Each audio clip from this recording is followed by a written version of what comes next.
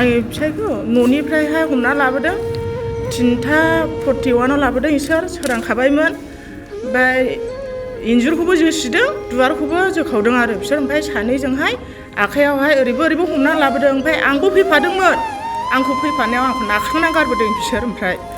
बिमा फिसा फैफादों जों बाबुआबो थिगखोना लोमजादोंमोन जोंनिया बिदिनो जोंखौबो लांफा जोंलाय सोरनि मावनाय जानो जोंखौबो दोनलांफानानै जेलाव जोबै होनदों जोङो जोगोनार खालामगारदों बिसोरो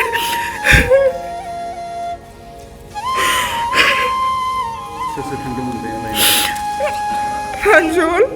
ओमफ्राय गबिन्द बिसोर थांदों ओमफ्राय बिसिनि माबाफोर थांफादों रुनिकाटा प्रदेशनिफ्राय बिसोरखौ दा बिसिनि साख्रिखौ सासपेन्ड खालामना होनांगौ ओमफ्राय जेलाव जोबनांगौ बिसोरखौ गहोनो मोना आरो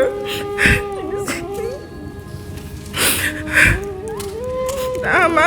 लाहार लामा मोनबावनांगौ आङो रोंगौ बिसिनि टाइमा मोनसे राहा लामा सरकारनिफ्राय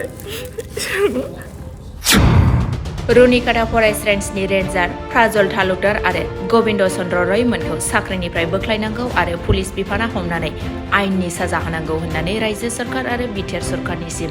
दाबि खालामदों BoNSUआ।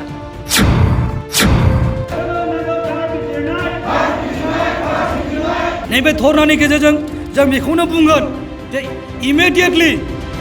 गोख्रैयैनो बे प्राजल तालुकदारखौ दिनै थाब हमनांगौ गबिन्द रायखौ हमनांगौ बिथांखौ हमागौ माने जोङो धरना होबाय थागोन मानो दिनैसिमबो एफआइआर होखांनायनि उनावबो बिथांमोना दिनै मानो उदां अख्राङाव मानसि गावथारनायनि उनावबो बिथांमोना दिनै मानो उदां अख्राङाव दिनै बेरायगासिनो दङ बिथांमोना गोजोनै साहा पानि मिनिनो थागासिनो दङ बे बोरै जानो हाथावथाव एफआइआर होखांनायनि उनावबो बिथांमोना दिनै बिन्दास बिदिबा दाय मावग्राफ्रासो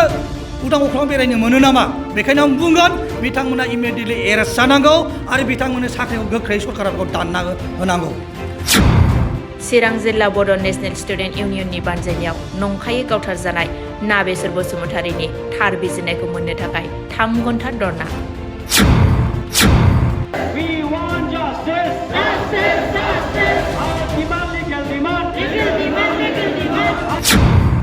चिरां जिल्ला बेंगिरि मावख' साखाथिनि फ्रेन्डशिप नब्लाङाव BoNSUनि दैदेननायाव दुखुथिया नखरजों लोगोसे गोबां रायजो राजाफोरा जयै ओंखारनानै गोख्रोङै सोमावसारदों आरो जिल्ला बेंगिरिनो गोसोखांलायबो गथायदों।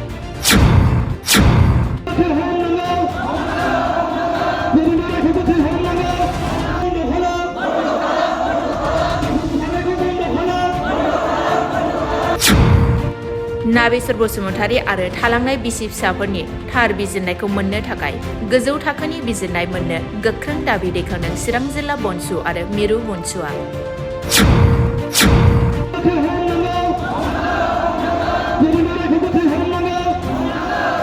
बेजों लोगोसे बे धरनानि गेजेरजों जों बेखौनो दाबि खालामदों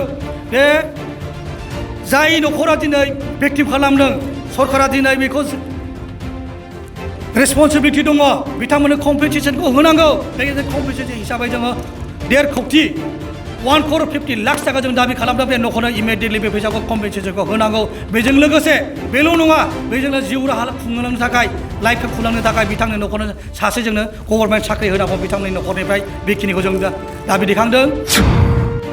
बे हाबाफारियाव चिरां जिल्ला BoNSUनि आफादगिरि इन्द्रजित कुमार ब्रह्मआ बाहागो लानानै ओरैबायदि बुंदों दि बिटिआर